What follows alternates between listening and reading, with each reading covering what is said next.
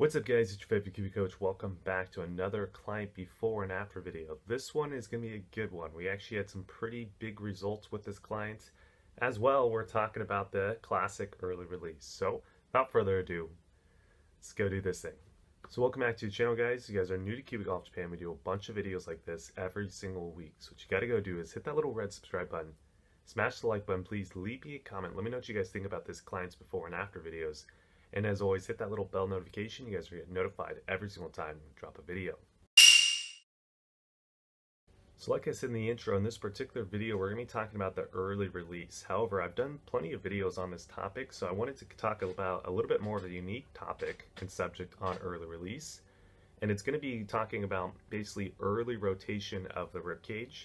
Now, I definitely see this quite a bit in clients. However, I don't think it's as common as maybe someone opening up the pelvis line as early. I think that's more common these days just because of obviously the Japanese Juju swing.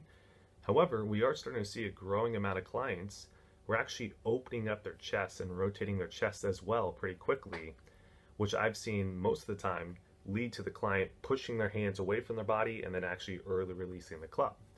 So let's go take a look at the before swing, and I can kind of show you that and demonstrate it through this client's before swing.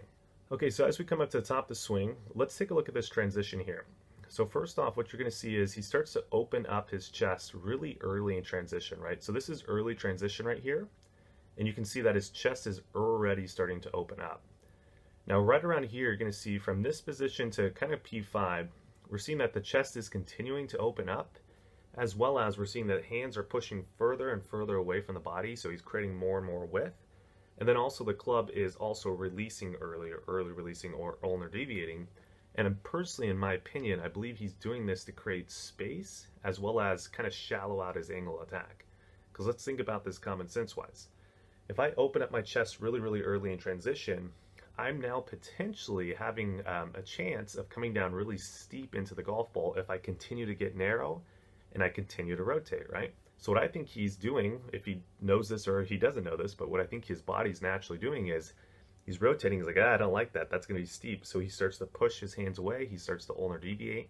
And that in itself actually allows his client to actually shallow out his angle attack and not come into the golf ball so steep. Now, the side effect of this is we're going to see a pretty heavily early release position. So if we take the hands and get it close to the thigh, again, this is kind of my checkpoint. We're seeing that the club is already over here at this point, right, which is quite a bit of early release. And then obviously as we come into the impact, you can kind of see that the hands and club head are pretty much in a line, but nowhere near having any type of handle first, which this client had a decently fast club head speed. So we did want to get a little bit more handle first because he did hit the ball pretty high, a little bit spinny as well. So to wrap it up, the unique part about this analysis that I'm hoping you guys get is really this transition move. Really early in transition, if we can see the chest starting to open up really quickly, we're seeing a lot of the times the clients are starting to push their hands away from the ball, and then the club starts to also ulnar deviate, and then we get this early release right here, and the client is going to struggle with really high shots, as well as typically it's going to spin quite a bit as well, and they're not going to get optimal distance as well. They're probably going to have a hard time controlling their distances with the shorter clubs. So now let's go take a look at the after swing. I want you guys to take a in close look at the early transition. It's really the early transition, this early setting motion, that is really the key differentiator between someone who's going to potentially early release and someone who's not. So let's take a look at what that looks like. So let's go take a look at the after here. So right about here is that early transition. So the main noticeable difference that you're going to see is actually, if anything, the ribcage is actually rotating and closing still in this early transition, as opposed to if we kind of zoom in and take a look at the after swing, the chest is again immediately starting to open. So there's not really kind of a setting motion. There's not actually, the ribcage is not closing still. It's immediately opening up in the before swing. And then the after swing, you could definitely see a noticeable difference in that the chest is actually still continuing to close in that really early transition right here. And again, let's get into kind of the micro moves of this setting motion. So the first thing that we talked about with this client was really kind of how to set the wrist.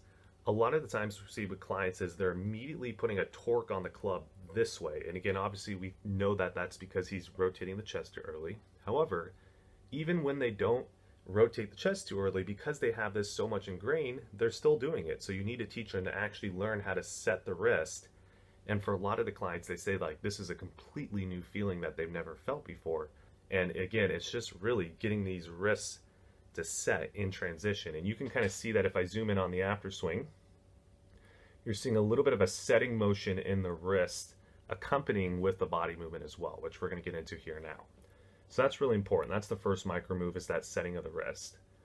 Now the second little micro move here, if you can really see, is actually that chest or ribcage rotation is actually closing still. So he's still actually churning backwards as he starts to kind of initially set.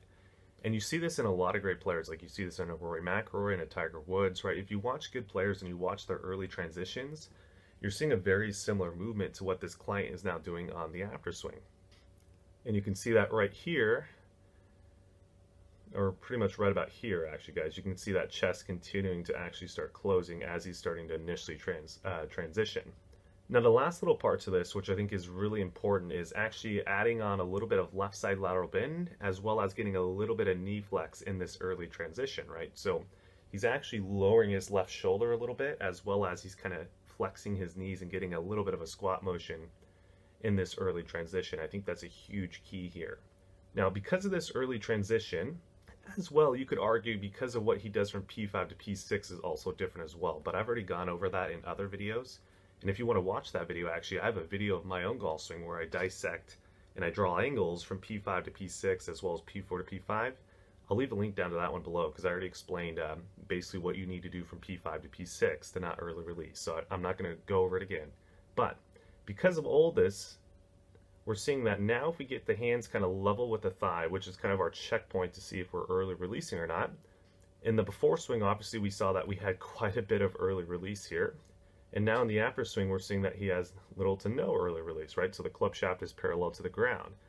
So again, that was a huge change. And then if we take it just a little bit further into kind of impact range, we can now see that he has handle first, the proper amount of it as well. So he's actually taking off some dynamic loft as opposed to adding dynamic loft. And now we're actually seeing that his spin rate was coming down a little bit. He wasn't spinning it so much, as well as obviously the launch angle wasn't so high, the peak height wasn't so high, and the descent angle wasn't so steep. So actually, he ended up increasing his distance, but still maintaining the proper amount of spins as well as descent angles and all the good data points to where he could still stop the golf ball on the green. So to kind of sum up this video, what was the main takeaway point I want you guys to take a look at? Well, really, it's kind of that early transition. You guys got to really hyper focus in. What is your body doing in this early transition? Are you more so like this before swing where you don't really have that much of a setting motion and you're kind of just churning and ripping your chest open? Or are you a good player, most likely, if you are doing the after swing and you're getting a little bit more of this look right here in transition, where you're actually getting the chest to kind of close a little bit more, left side lateral bend, the wrists are setting. Which one are you guys? Comment down below. I'd love to hear your thoughts.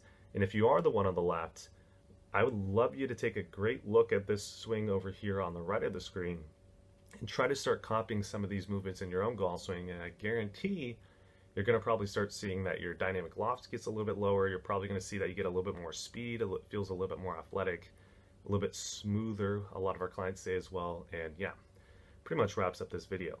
So here's what I want you guys to do. Call to action.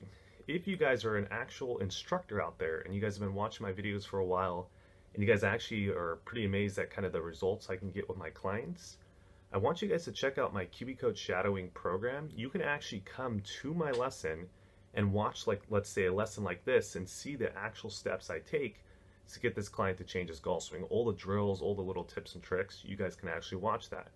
Now, if you can't make my physical locations because you don't live close enough to, like, let's say Yokohama or Osaka, completely fine. We actually have a virtual mentoring program as well. So basically you can actually watch my lessons live virtually through Zoom as well if you can't make my physical locations. So I think one of those two programs for you instructors out there are going to be great.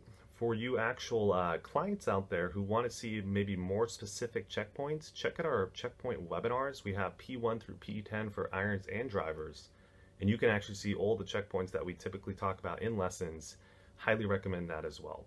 Other than that, make sure to like, comment, subscribe, share, all that good stuff, and I'll see you guys in the next video.